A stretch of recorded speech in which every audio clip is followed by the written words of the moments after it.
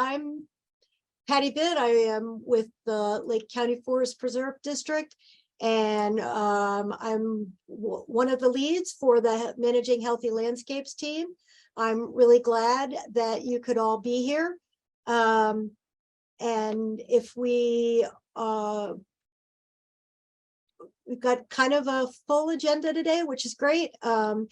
But it would be also fabulous if everybody could just take a minute to pop on and let us know who you are and what your affiliation is, if you have one, and then pass it on to whoever you think is the next person in the queue, if you can see them. So Laura, I'm gonna put you on the spot for the moment.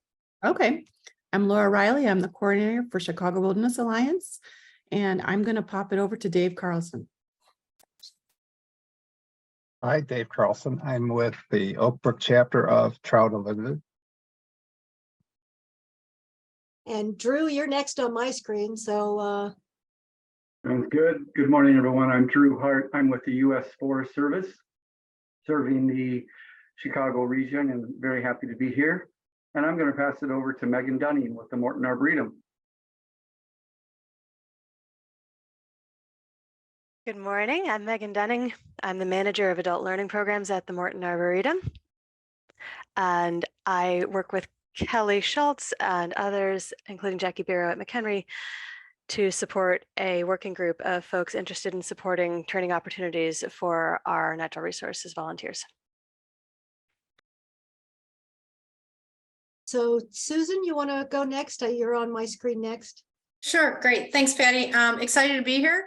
I'm Susan Lenz, Senior Vice President of Community Conservation with Lake Forest Open Lands, and I wear another hat too. I'm on the executive committee for Prairie State Conservation Coalition through our state. So excited to be here. Nice to see some people that I know and nice to meet others that I don't. So thanks.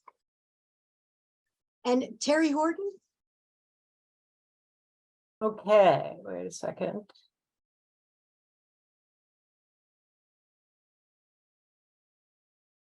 Oh, here I am. I'm not muted. I was thinking I was muted.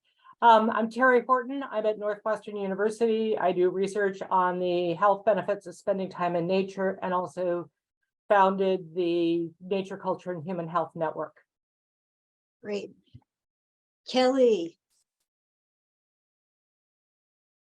Hi, everybody. I'm Kelly Schultz with Lake County Forest Preserves. As Megan said, I'm part of a team of volunteer coordinators looking to expand training opportunities and add a volunteer workday. Thanks, Kelly. I'm glad you're here. Ted? Morning, everybody. I'm Ted Hafner. I am the lead for the Taking Climate Action Initiative as part of Chicago Wilderness, and I'm here for coordination purposes. Thanks, Ted. Matt Evans. Nice to see you today. Hey everybody, good morning. I'm Matt Evans. I work at the Chicago Botanic Garden, managing the Forest Preserve here. And then I also wear another hat with Friends of Illinois Nature Preserves, part of the leadership team there, trying to garner more support for healthy landscapes from volunteers. Melissa. Morning. I'm Melissa Kustik with the Chicago Region Trees Initiative and the Morton Arboretum. I'm also the lead for the Urban Tree Canopy Subcommittee. And I can pass it off to Jim Anderson, who looks like he's next on my list. Great, thanks, Melissa. I'm Jim Anderson. I'm currently with serving on the board for Citizens for Conservation, but I'm also a steering committee member for Chicago Wilderness. And I will pass it on to Casey Sullivan. Thank you, Jim. Casey Sullivan, Natural Resources Manager at Argonne National Laboratory.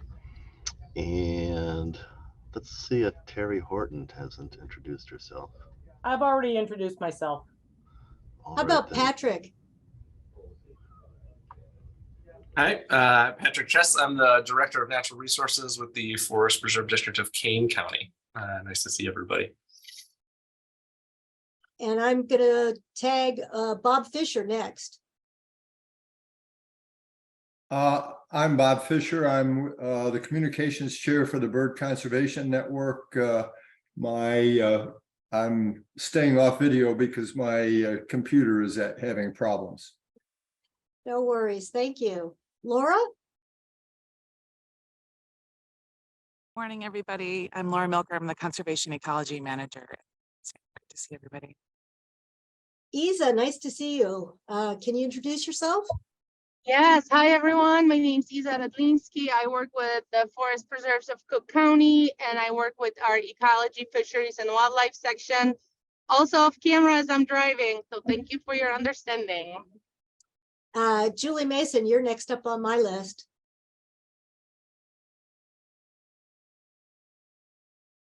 Oh, you're muted, Julie. There we go. Hi, I'm Julie Mason I'm the restoration coordinator for the Forest Preserve District in Will County, also driving. So I will talk to you sparingly. Thanks. John McCabe. Hey, good morning, everyone. John McCabe, Director, Department of Resource Management here at the Forest Preserves of Cook County, and also the President of the Illinois Prescribed Fire Council. Thank you. So Lisa Wolford, could you introduce yourself, please? Yeah, hi, I'm Lisa Wolford. I'm with ILM Environments, and I'm their Business Development Director. We do habitat restoration in water and land. Thank you. And Casey Sullivan. I've already introduced myself, but I'm you very have. happy to do it again. Thanks. Sorry about that. I think the last person then, unless I've missed somebody else or called on somebody else twice, is Mike Glester. Yep, saved the best for last. Great job. So my name is Mike Lester. I work for Magnolia Land Partners. I'm also the treasurer for Chicago Wilderness. So I'm kind of twofold here. Paying attention as part of the steering committee, but we have a growing company and I want to get more staff involved in Chicago Wilderness. And I think this might be the place to do it. Well, we'd love to have them. Thank you. I'm going to ask John McCabe and Kelly Schultz to step up first because John has to go and Kelly's on a work day. But I wanted to have them give a little background, John, if you don't mind, a little background on the Midwest Prescribed Burn training and the process of certifying additional trainers. Okay.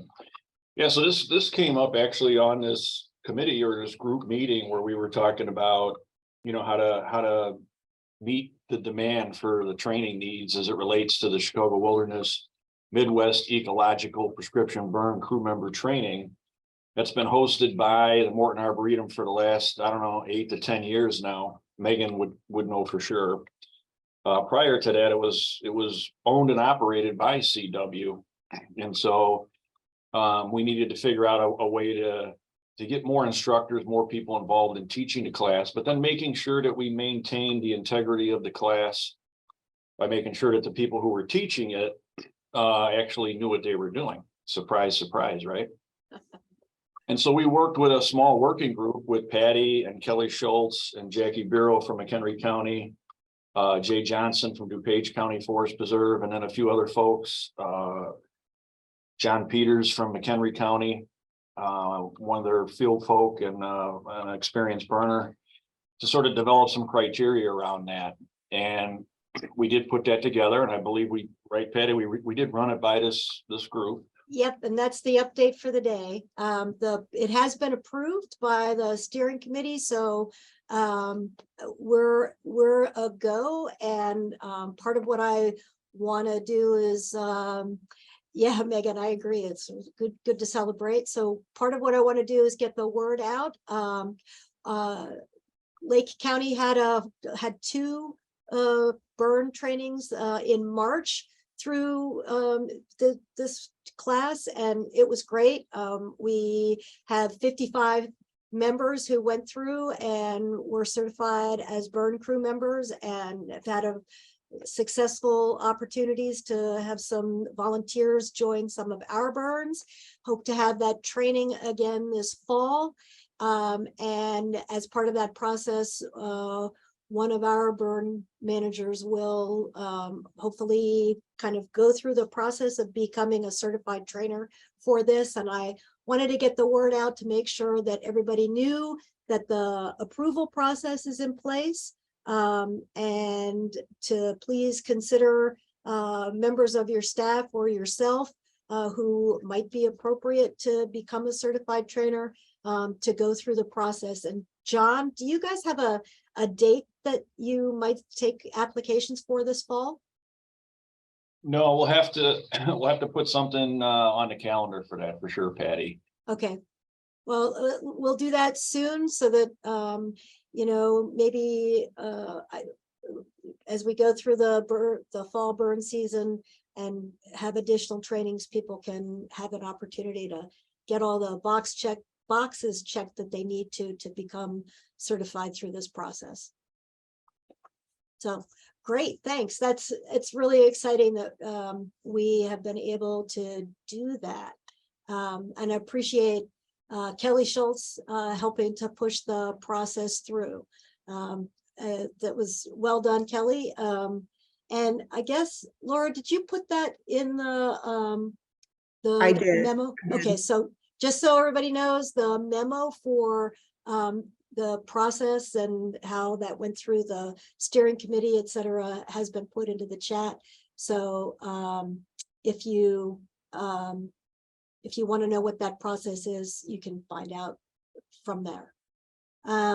So raised hands, I think Melissa and Ted both have their hands raised. Oh, I didn't see that. So thanks.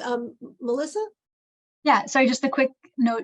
John, I don't know if I've ever presented at iLandscape and if this is an ongoing process of recruiting, but this past season, I mentioned that we needed more trainers in general for urban forestry issues. And for the rest of the day, I had just people coming up to me and saying that they'd be interested in that sort of thing. So it'd be good to get more people in the burn training, but then also you might discover new people who could be in there. It's usually early February, so this would not be a good thing for fall deadline. But again, it's an ongoing process. I recommend trying to get in front of the audience there. Sounds like you could be helpful with that, Melissa. So we will connect after this meeting. Sounds great. And Ted?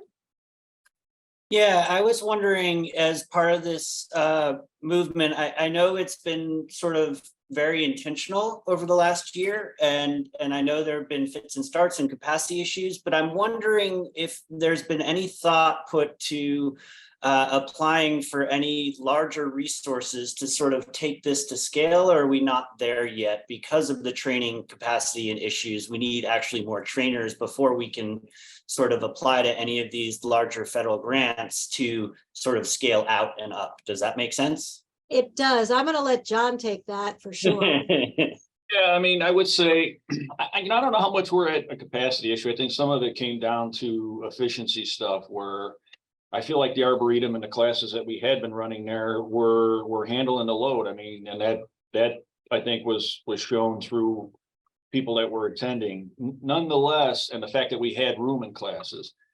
On the flip side, though, there were people that weren't coming there mainly because like they didn't want to drive from Lake County down, which is what really triggered, Kelly and Jackie and McHenry County to bring this up, which makes total sense. Really, when we were teaching the class under the CW umbrella, we went all over the place. So we would teach the class in McHenry one time, then in Lake County. And so we were, I think, checking all those boxes and it wasn't an issue. The ability to scale up, I don't think is going to be too difficult and it won't cost a lot of dollars. One thing we got to do, the next step in this process with the CW class is getting the manual redone. It needs to be updated. It's the original manual from when the class was created in 2001. And again, while a lot hasn't changed in the burn business from the standpoint of the basic operations and all that, there is a lot that has changed more on the policy and procedure side that we want to make sure we're checking the boxes. The smoke management plan, for example, air quality issues, climate change, all that kind of stuff that we want to make sure we cover. So I don't think it'll be far. We're not far away from being able to take that next step. Kelly, you want to jump in on that? Well, one of the things you had talked about was wanting to work on a burn boss training program. And maybe that's something we look at some grant dollars to help make that, to give you the capacity to write a really good burn boss program. Yeah, that's going to make sense for us, right? Because that's the key thing to understand too with this training and even this instructor certification. Like we had agreed that you didn't need to be a burn boss to be a co-instructor. We wanted the lead instructor at least to be at that burn boss level to have that real complete understanding of the operation. And so we know that there's this need and I see Jim's got his hand up. We had looked at some grant opportunities and trying to create a burn boss training outside of the Illinois prescribed, certified prescribed burn manager that you got to funnel through to DNR, which that's not going away, and we're still going to have to do that, but we do need that specific burn boss training. Jim? Yeah, so I'm going to try to answer Ted's question because I don't see it on the agenda, but I know you and others are working on the community wildfire protection plan that was done 10 years ago, and that's getting updated. And I think you're also thinking about expanding it to the whole Chicago Wilderness region. And once that gets updated, which is I think the first thing they're doing, and then expanded, that would make us available for federal funding. And so, from a burn standpoint, I think people need to say what are our priorities and where do we need money from. And so there might be a lot of different things that could be, equipment is one of the issues, so that community wildfire protection plan is the key to getting more money from federal sources. Yeah, good point, Jim. And the wheels are turning on that. Just as a quick update to the group. Again, I'm working through a consultant that we have. I've got Steve Creech and Leslie Burns, the original authors, are working on it. And then we brought in a GIS person who is going to be handling that component of it. We'll be pulling together a small working group with the key stakeholders here once I get a reasonable draft in place. Because again, a lot of this document is standard stuff that needs to be updated. Doesn't have anything to do with what Jim thinks or I think. But we will bring the working group together to sort of talk about those particular issues. And Jim's right. I mean, when we looked at a lot of that federal funding that's available, you can't apply for those grants without having a CWPP up to date. And part of that application from the CW organization, when we do this larger, hopefully, proposal together, would be building the CWPP to cover the rest of the region. Right now, we're doing the 6 counties that were originally done. We're getting that update and then coming back for that larger bite at the apple. So it's going to take a little bit of time, but it's one of these things that we'll look back on in a couple of years and say, it seemed like that took forever, but I'm glad it's all done and it's going to be good for 10 years at that point. Yeah. Thanks, John. Yeah, that's great. Thanks for bringing that up, Jim. I have talked about that at some of the steering committee meetings and other Chicago Wilderness meetings where I've just been updating, but it's good to hear that it's well on its way. So thank you. And I know you were only able to be on here for the first half hour, so I appreciate that you were here at all, and you too, Kelly.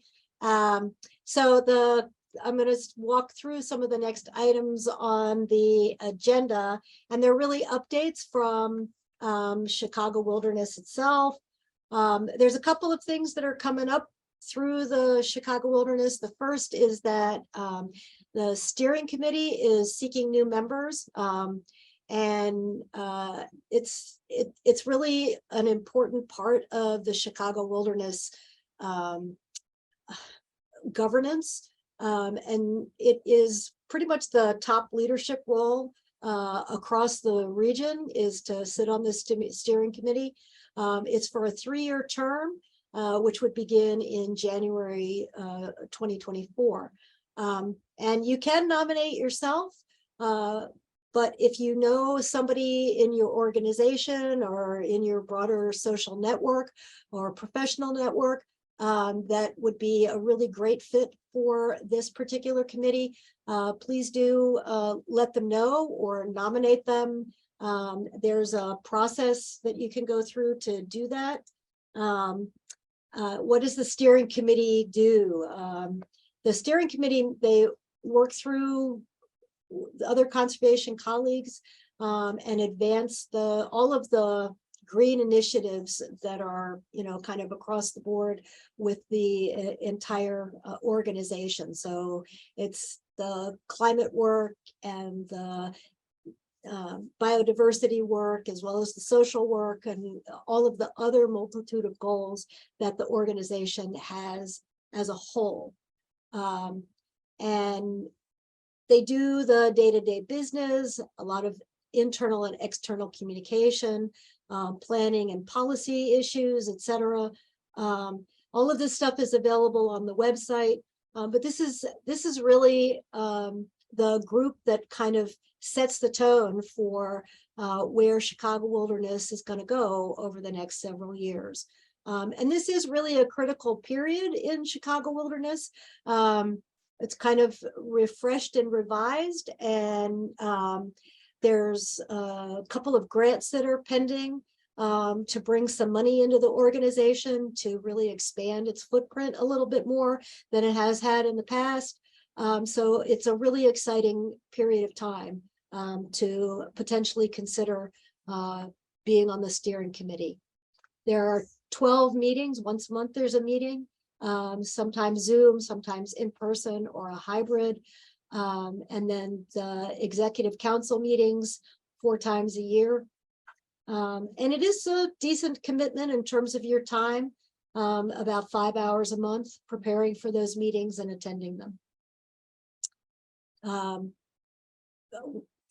One of the most important initiatives that has come out of the steering committee in recent times has been the push and the focus on diversity and equity across the region.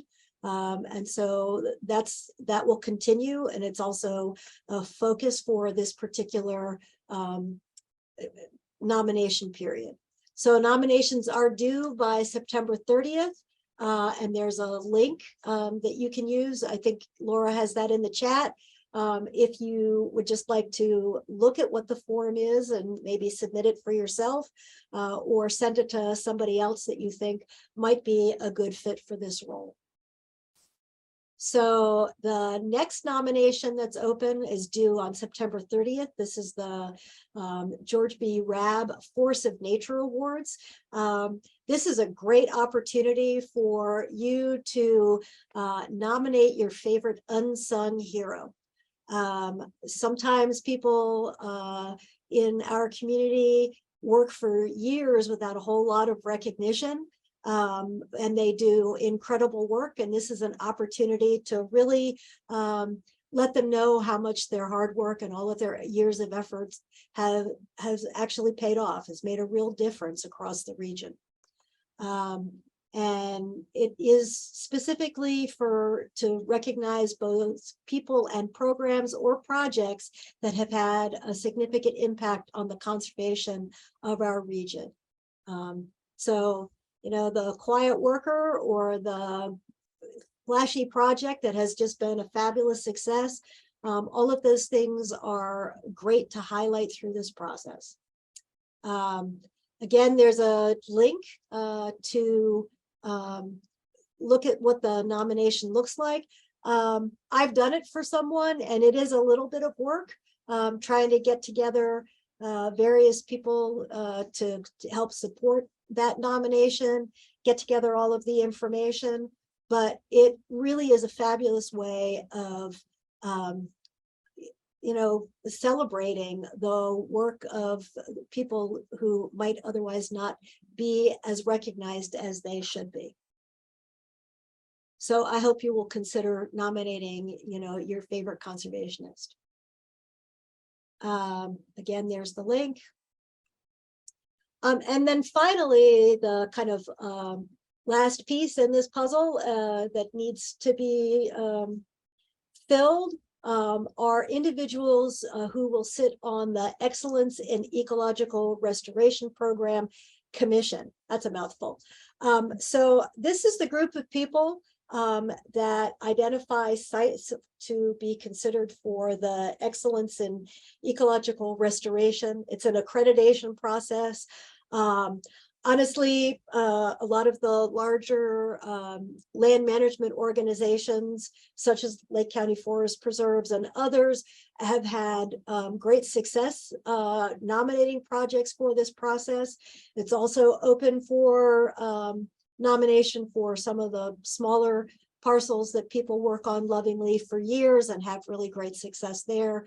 And as having gone through this process as one of the nominees, one of the best parts about this program and being one of these commissioners is having the opportunity to actually travel to different restoration sites throughout the region, talk to other restoration professionals about the process that they went through in designing and implementing a particular restoration project.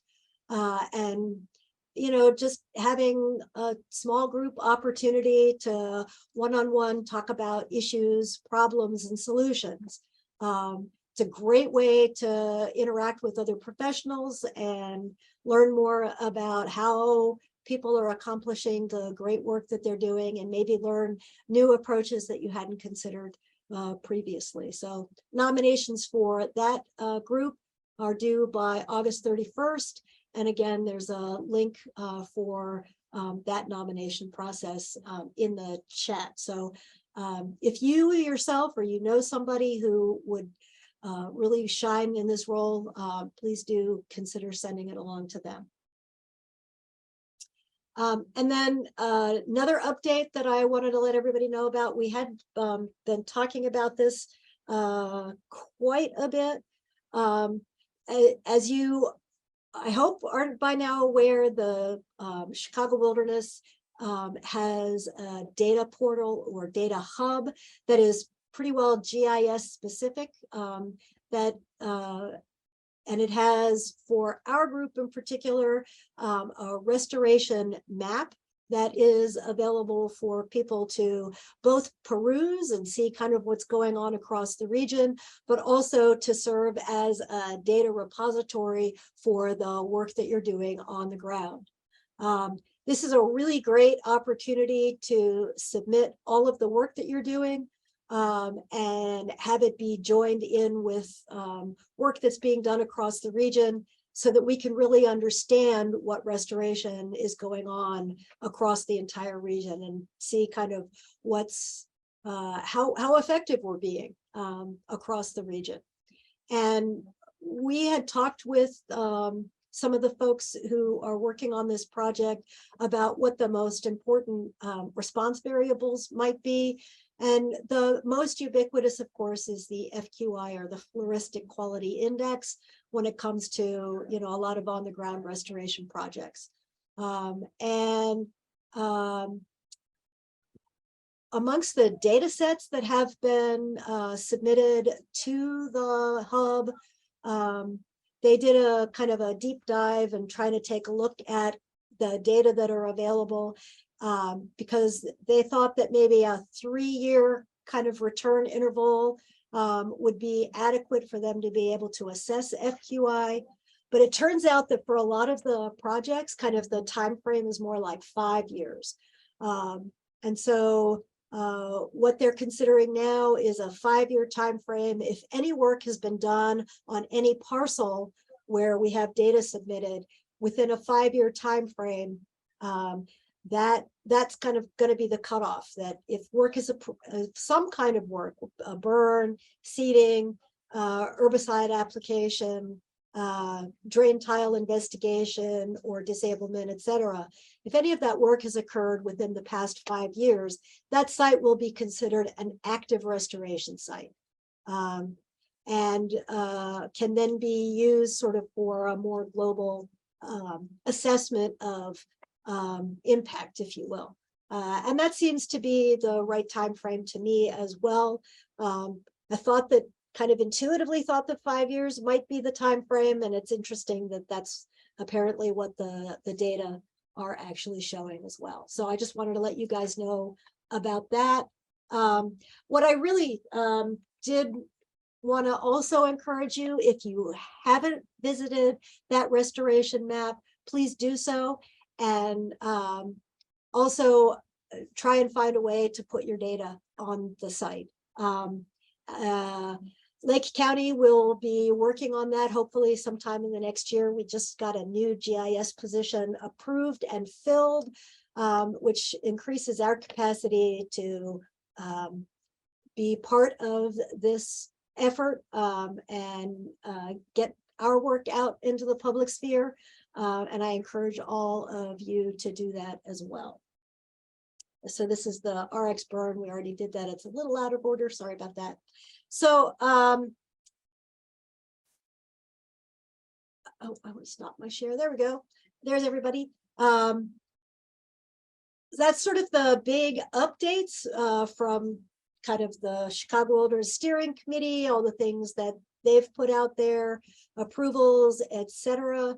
I have one other update for this group. Actually, it's not me.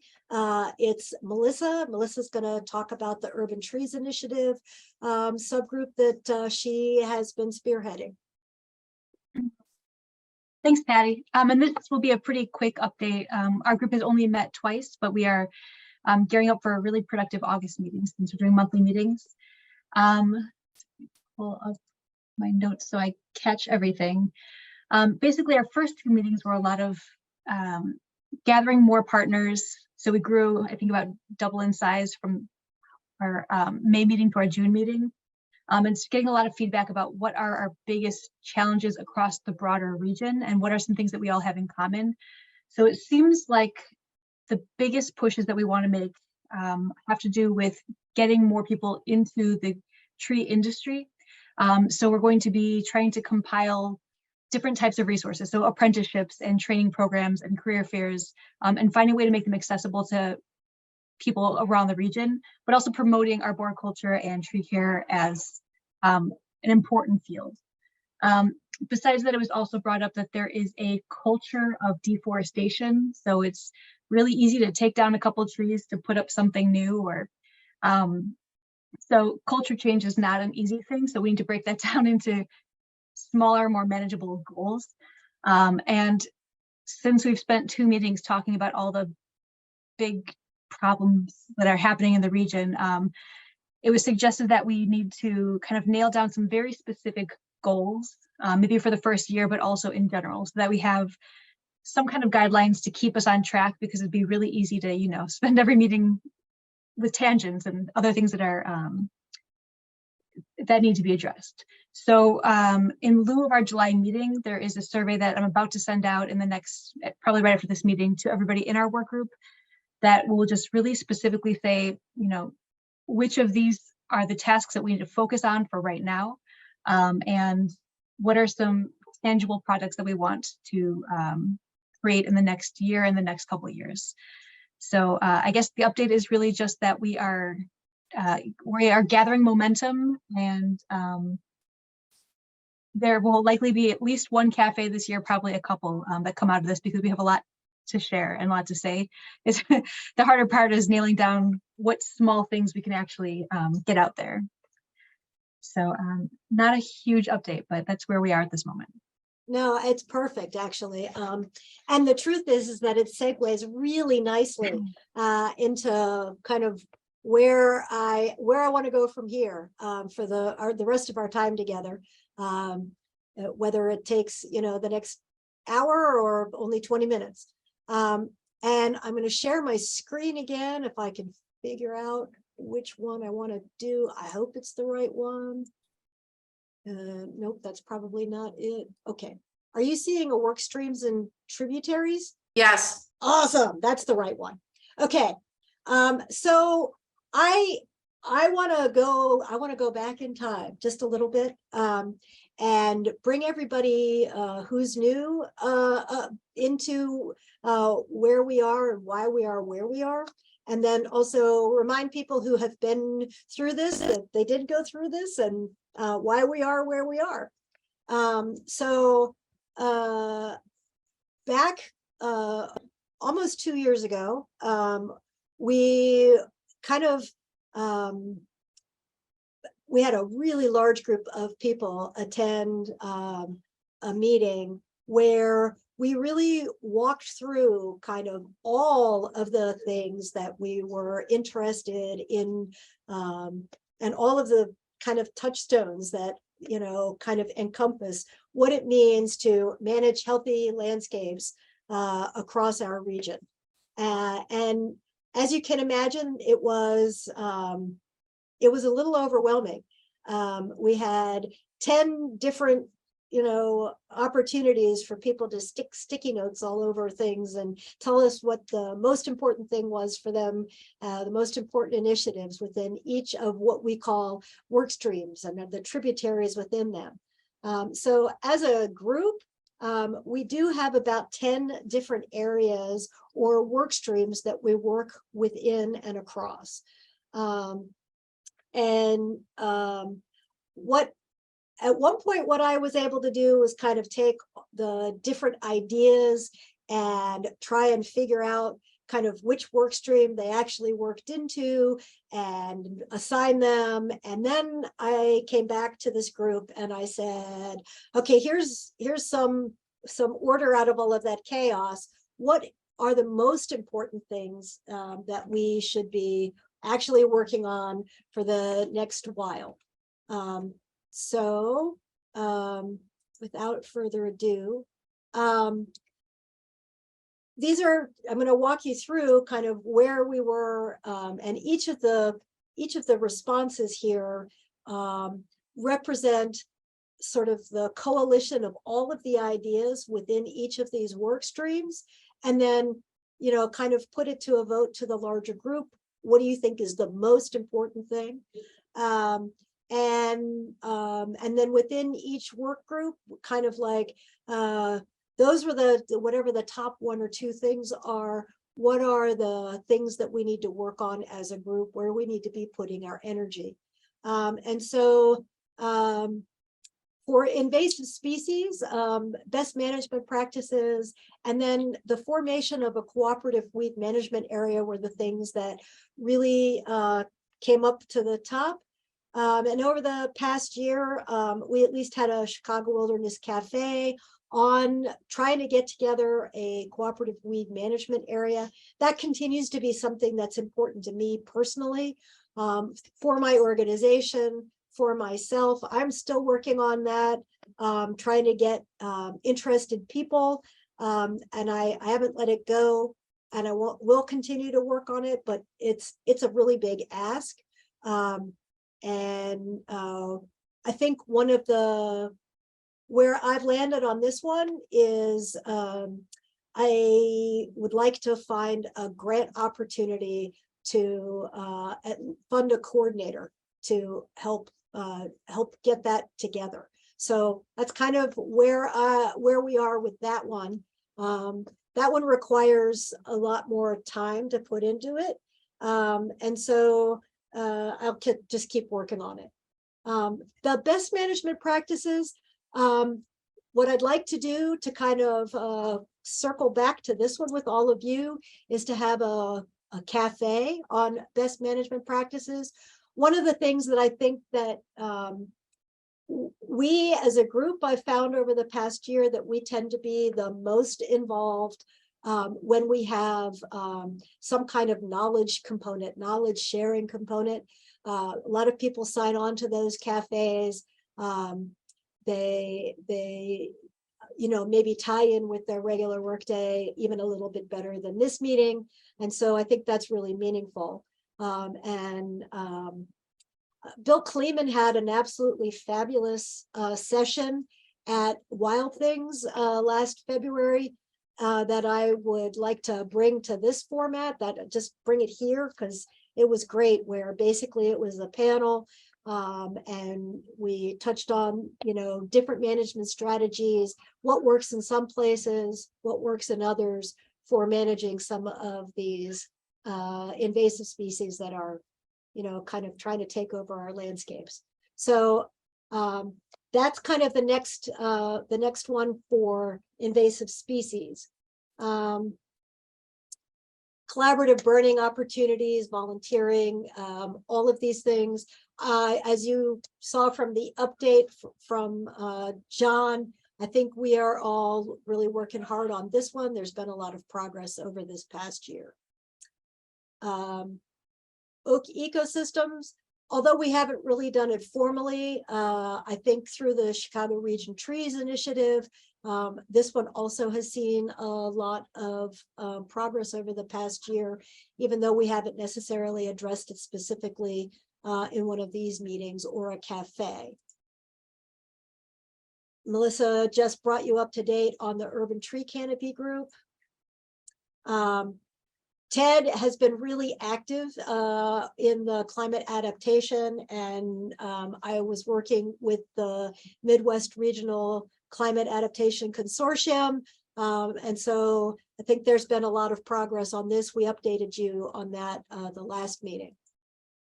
Volunteer stewardship, again, this has been a really active area. There's been a lot of work over the past year. This has been great. The Wildlife Task Force, I don't know that this group has met really formally very much over the past year. I will say that there have been a couple of big initiatives that they have been working on. One in particular that I know of has to do with the Blandings turtle work, where they potentially found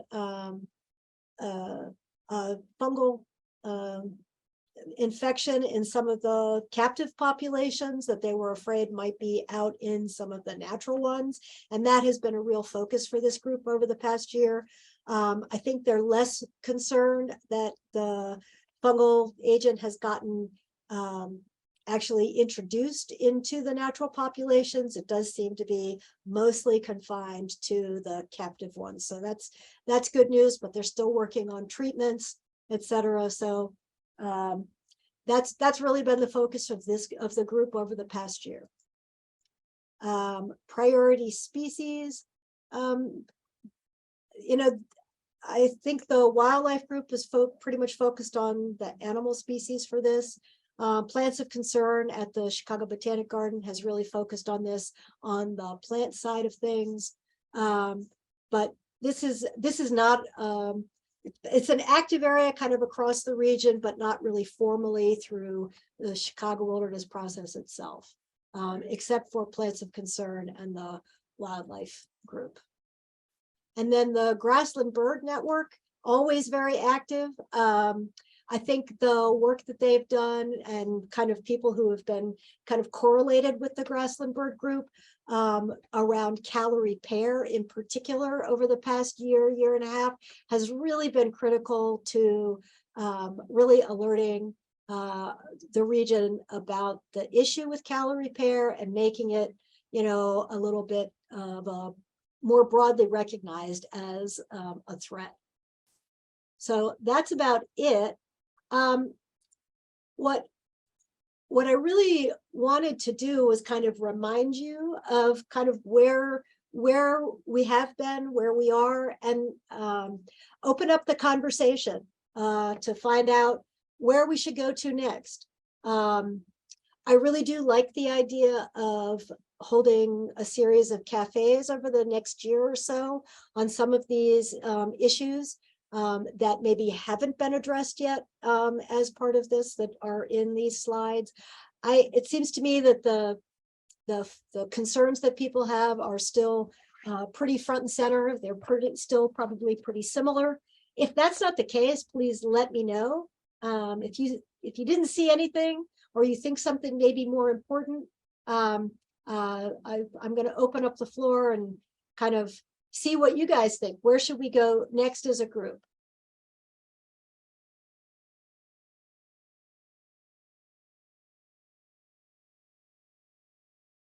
Patty, this is Ted. There are a couple items that I noticed that other groups are working on, right? You named climate, right? Yep. We did the climate action workshop for the revision of the climate action plan for people in nature, right? Yep. So I'm wondering if there's an opportunity there to explore some of those connections, especially with maybe not the first two tier, but especially on that first slide. I think you had population corridors listed at third with like 18% or something. So group 3 is working on that, right? That's Yep. a huge opportunity to cross over. And I know that there are people in this group that I've seen at those workshops, but, Right. but that's a huge area of opportunity for moving things forward that you don't have the capacity for, yet other people are sort of picking up, right? Right.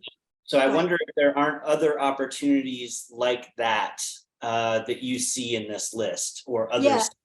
Yeah, I do. So for example, in particular, one of the things there were that came up across kind of all the different work streams was the data sharing, data repositories, availability of ecological data. And at first, I was kind of thinking of ways to champion that myself, because I think that that's a really critical piece. But the hub has done such a fabulous job of picking that up and becoming that repository, that I sort of felt like, you know, that it didn't need to be our priority for our group, because, you know, they have it covered so well. There may be opportunities for legacy data that's still sitting, you know, in somebody's file cabinet, to be made into an electronic form that could be put on the hub. But you know, that's a bigger issue than just this group. I mean, that's at the organizational level, et cetera. So while I know that that's an issue, I do think that, yeah, that's the one that I know for sure is being really well covered. And I do keep in contact with the folks at the hub just to continue to learn what they're doing. So Bob, you have your hand up. Yeah, Patty and all, I posted to the chat a paragraph about a small or pilot program that we're just doing this year to take the Bird Conservation Network bird monitoring, the breeding bird monitoring database, and do sort of a deep dive into some specific, in this case, grassland sites, to see if we can, you might say, correlate the shifts in population to not necessarily changes in management practices, but simply actually maybe looking at management practices of those grasslands over time and seeing what the effect is. One of the things that we as a group encounter, obviously, even though we're a coalition, we're really essentially all volunteers. So we've got, I guess I'll say, several hundred bird monitors out in the field doing monitoring every year. But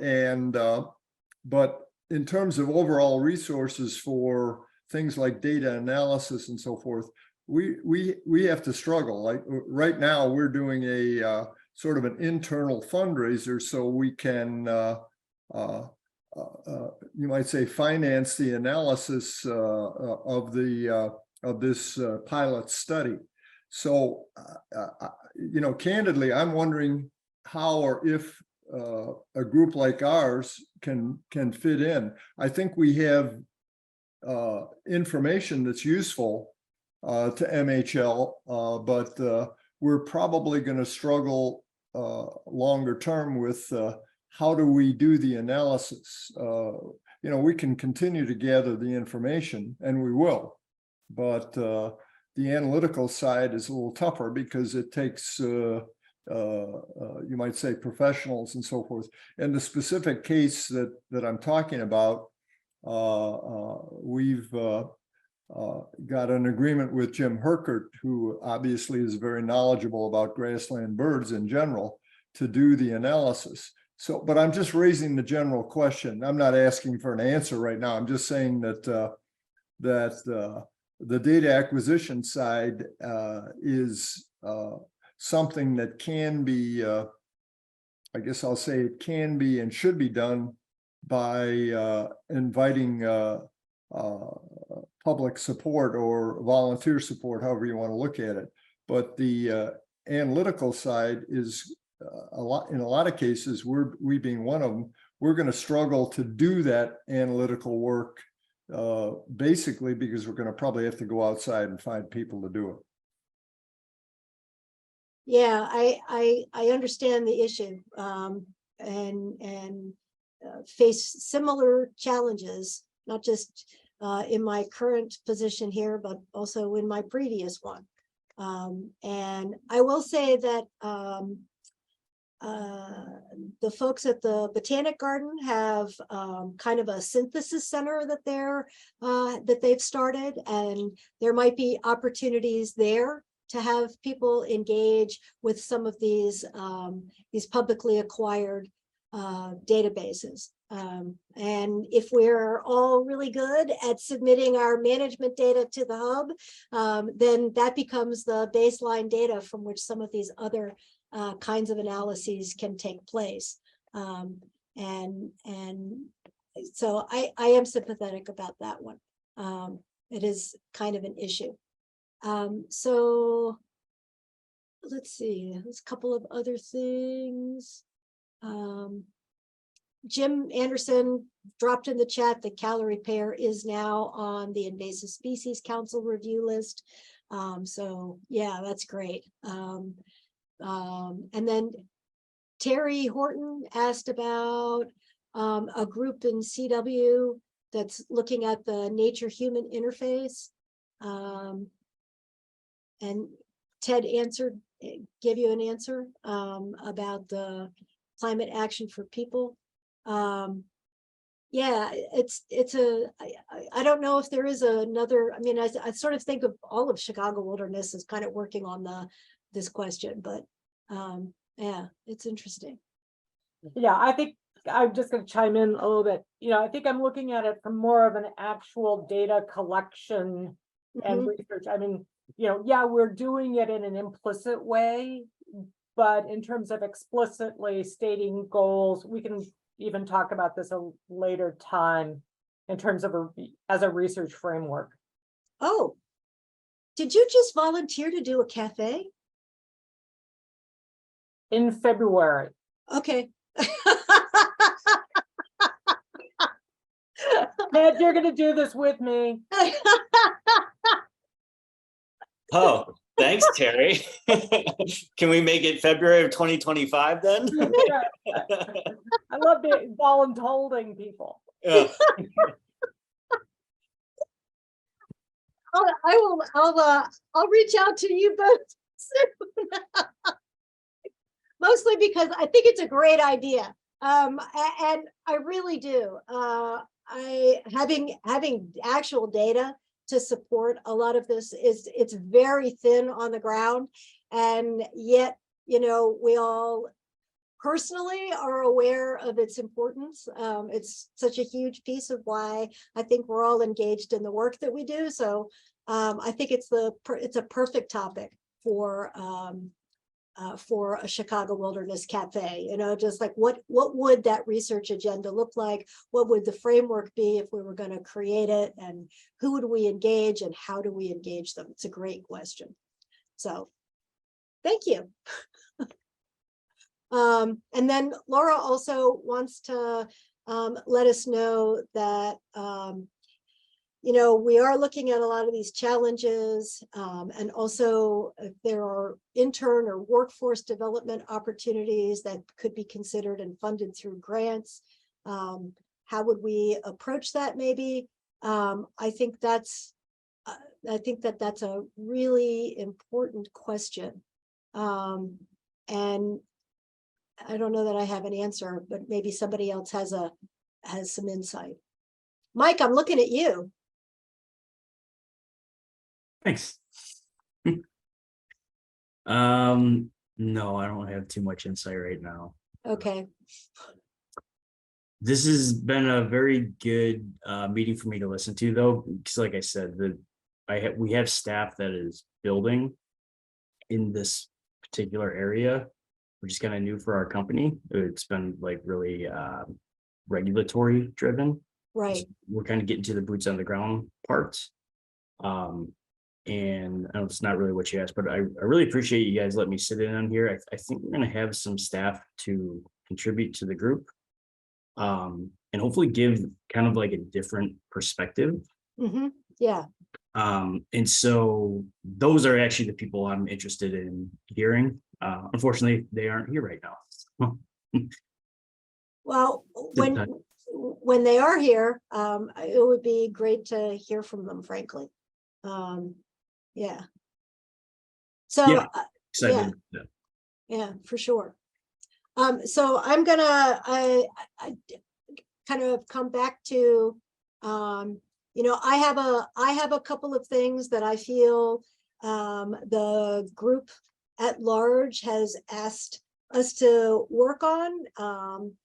And so kind of for me, my marching orders from all of you, I consider to be still trying to get to a cooperative weed management area together. However that looks at this point. Work on an invasive species best management practices cafe. Work with Terry and Ted on kind of a humans and nature research agenda cafe. So continue to work with Melissa on the urban tree canopy. Is there anything else as a group that we think we should be focusing on that hasn't come up yet? I want to make sure that I'm not missing anything.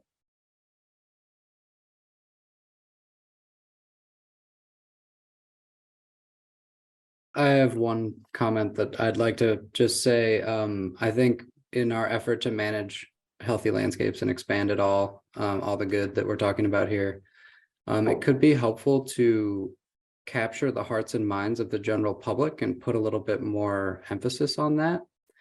We have a huge amount of resources here for the general public, and we have 12 million people in Northern Illinois alone. So I wonder if if within the scope of this group's work is to work on PR or something savvy. I am a plant person, I'm not a PR person.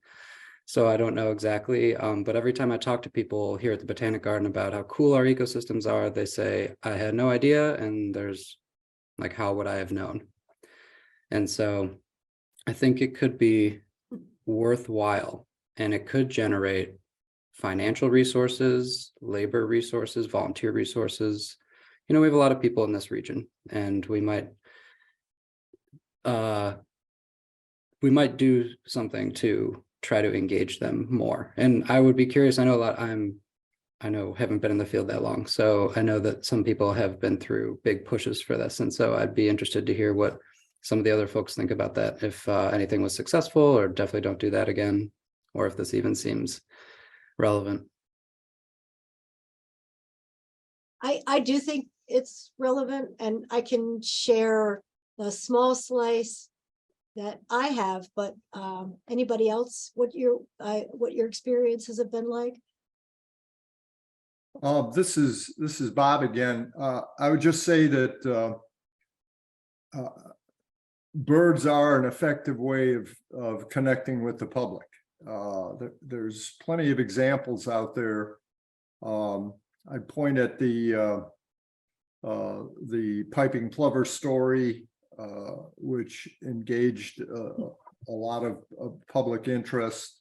You have the black-crowned night heron story at Lincoln Park, and you've got a state endangered species that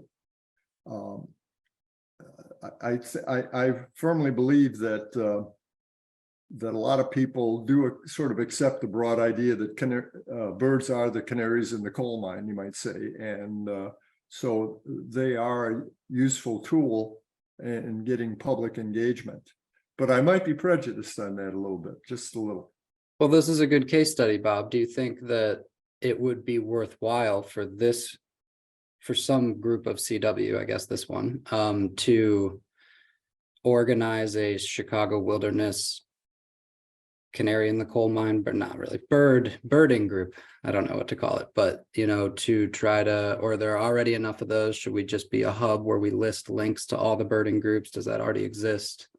You know, stuff like that. So thanks for bringing that up, Bob. I think that that's a good way to practice thinking about it, and hopefully could result in something real.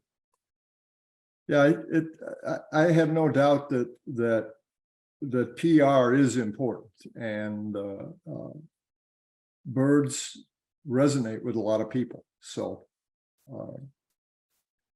again, there are some, obviously some large groups that obviously National Audubon Society, American Bird Conservancy, and so forth.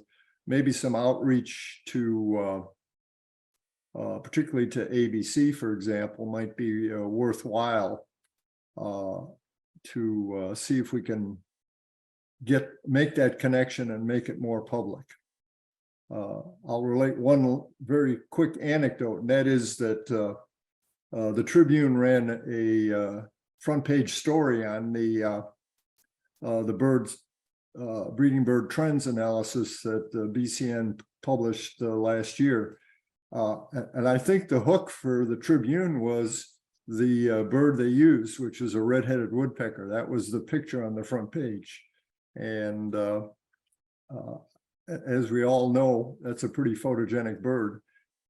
So it may be that just that simple visual appeal is what works. Jim, you have your hand up. Yeah, so I like where you're going, Matt and Bob. I was going to mention that I think this group needs to think about out of the work streams.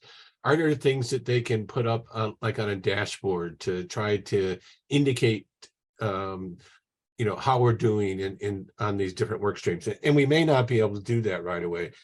So the birds, certainly we have trends there, and that's it's a really good story because some of the trends are positive. And so all the people that are doing management on grasslands and woodlands are having some positive trends. Certain birds are coming back and increasing their population.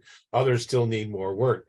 And so I think it's before we start doing the PR thing, I think this group, let me put it this way.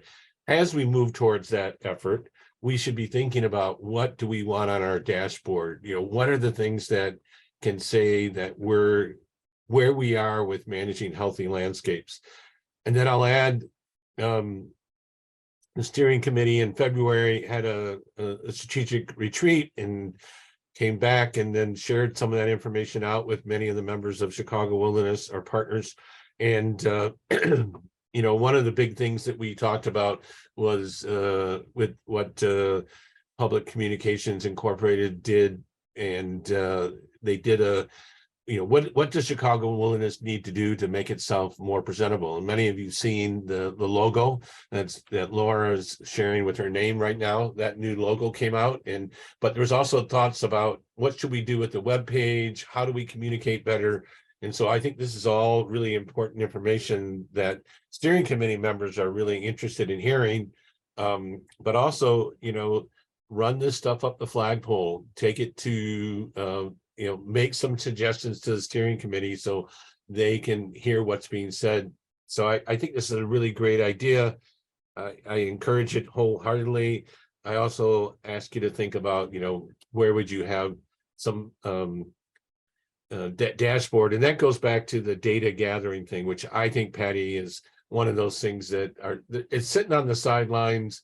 But I think with the hub, and if the hub gets funded with some grants that are out there, that might be something that we really want to push. And a lot of attendance from Forest Preserve people today here. It would be great if we can encourage them to think about participating with entering data into that hub to see what we can collect so that we can start finding out what's there. So I'll end it there. Thanks. Yeah, I'm kind of with you, Jim. I think that the getting the the hub is kind of, to me, kind of the linchpin. That if we can get a critical mass of data on the hub, and kind of overlay it with data that Bob and others have collected, or that's on iNaturalist, or in that might be from surveys or whatever other groups or data collection efforts, so that we can look at the responses of all that restoration. I do think that that's kind of the key to figuring out where we are regionally with healthy landscapes. And because I think we're doing the work, and it is really important that we, as a regional group, get the word out of all this work that people have been doing. Because we really, I think we are really making a difference across the region. When I look around this spring, summer, and I look at kind of the overall effects of climate change, I mean, I'm seeing a lot more resilience than I ever thought I would hope to see, frankly. This is a second year into the third year of some really strong drought conditions. Overall, I'm seeing a lot of relative resilience to that, which has been kind of an amazing thing to be able to see. I figured I'd just see mostly dead stuff this year. And yeah, there's things that are suffering for sure, but there's also a lot of things that are taking advantage of it because we've put them out on the ground. And I think being able to talk about that piece, that, all of these restoration efforts that we've been doing really do make a difference, that we really are having our landscapes being more resilient to kind of these changes that we're seeing. I think that that's a really important message. And, Matt, I don't really know the answer to how to get all of that communicated. I have had experiences where, I had a project where I had a little bit of funding where I could hire a PR firm for a couple of years to, spot stuff to help me get the message out to a broader audience. And that was remarkable to have a project that actually funded the PR end of it. Cause that's not my forte. That's not my strength for sure. And I know that, and so I worked with a remarkable group of people who that's exactly what they do. And so how do we engage them more, in a better way so that it's more broad without necessarily having to have lots of contracts to do it and putting lots of money towards it. I don't know, but it was remarkably successful. We had articles that were, in local newspapers talking about, climate resilient restoration, as well as trade journals and all kinds of other things that I never would have occurred to me to put an article or solicit an article submission to, a horticultural trade journal. But it worked really well. So I think, it is a really important piece that I'm not sure we're addressing as well as we could. We have just to, kind of coming to the end of our scheduled time together. And I've pretty much, brought up everything that I had on my agenda, my thoughts. Are there any other announcements or thoughts or anything else that folks want to bring up at this time? If I could butt in on just the kind of the PR thing we were talking about before. You bet. We do a lot of projects kind of all over the country. And the Chicago region is one of the top areas of people kind of understanding healthy landscapes and, the term invasive species here. Everyone kind of knows what that means. If you go other parts of the country, it's still kind of, why are you doing this? Why are you doing prescribed burns? It's growing, but I have the context, so I kind of want to share it to the group that, we always feel like we can do more, but I think if we do take a step back, Chicago area is leaps and bounds ahead of most of other parts of the country.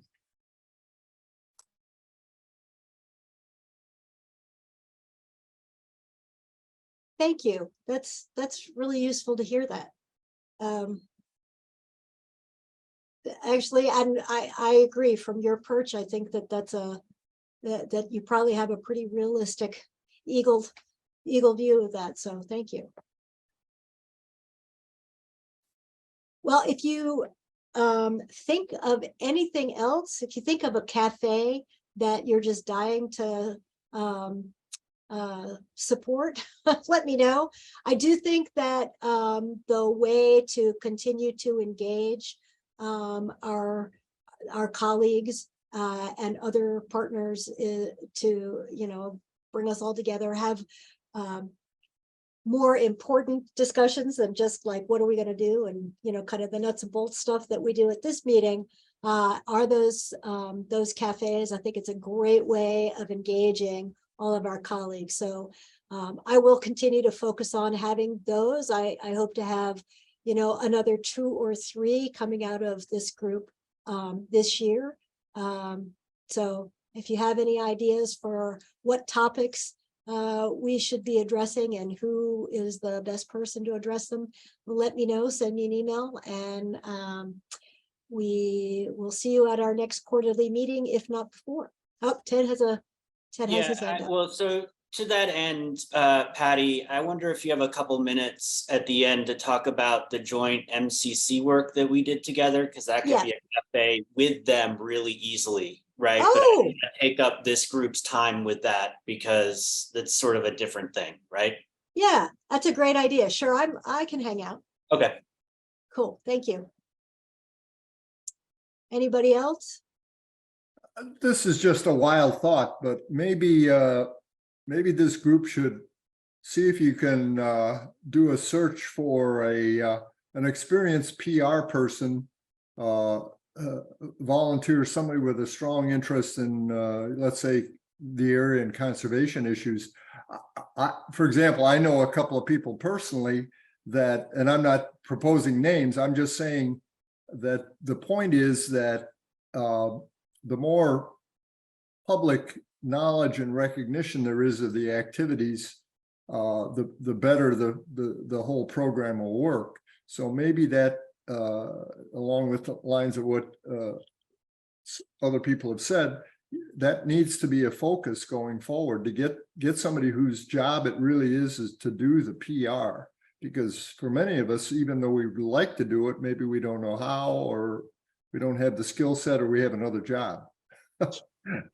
Anyway. It's that other job thing. Yeah. Yeah.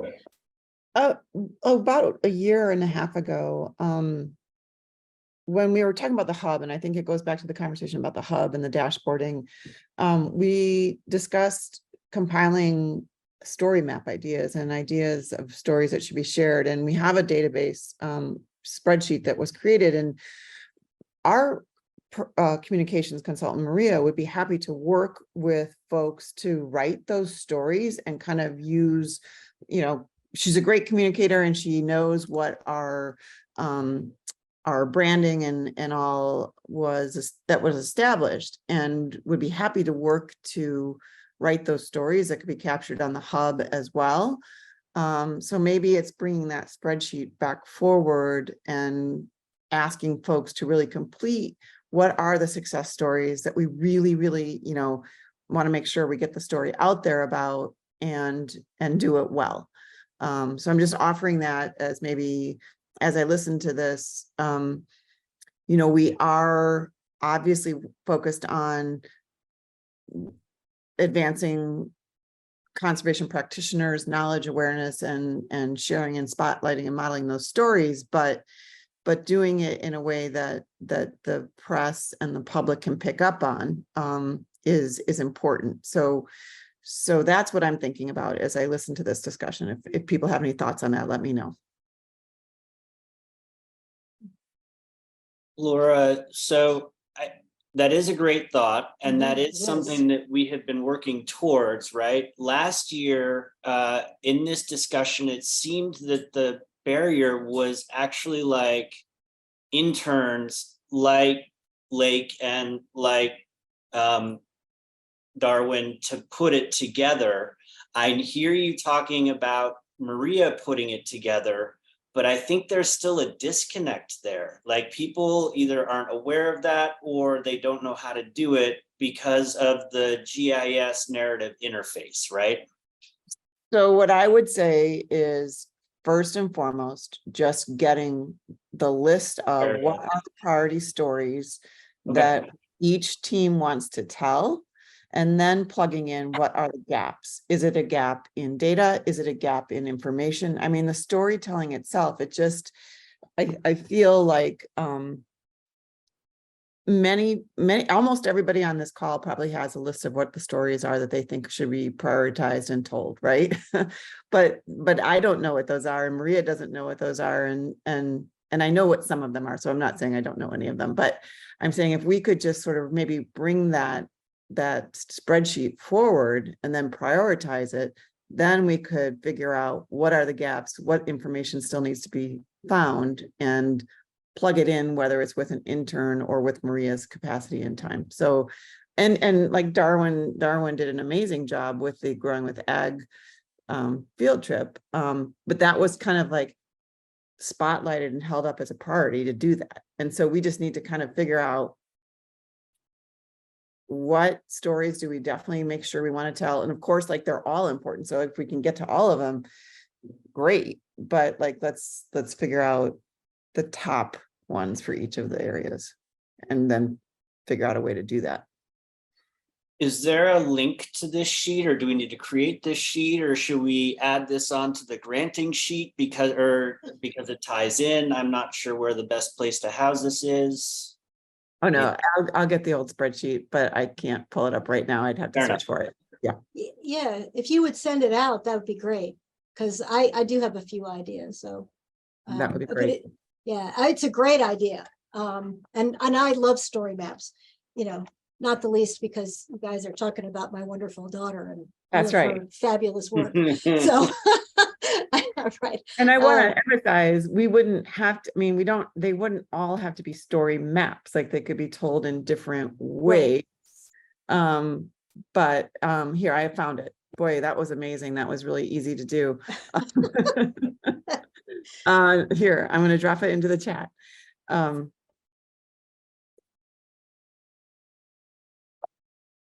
Let me know if that comes through. Yes, it sure did. Thank you. I will open it up and keep it as an open link on my desktop for the time being. I appreciate it. Okay. Okay, well, so we have some even more marching orders. And it occurs to me, Laura, that the cafes, as we do another couple of cafes, that capturing some of the outcome from the cafe and then kind of dropping it into this or story map idea kind of is a way to keep this moving forward.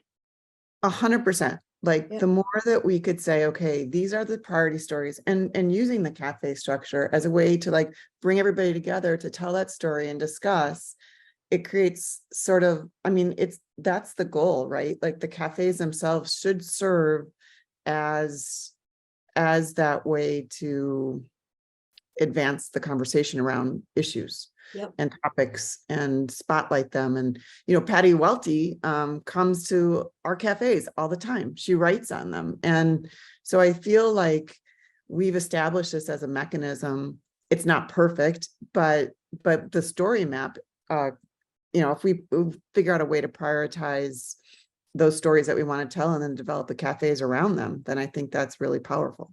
Right. I agree. Thank you. Yeah, thanks.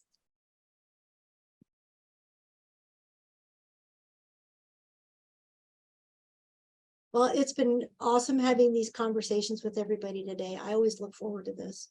And I will look forward to seeing you at a cafe soon or in this group next quarter. Thank you so much. Bye, everybody. Thank you.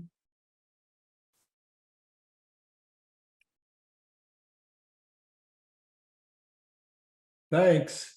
Thank you, Yeah, Bob. thank you, Bob.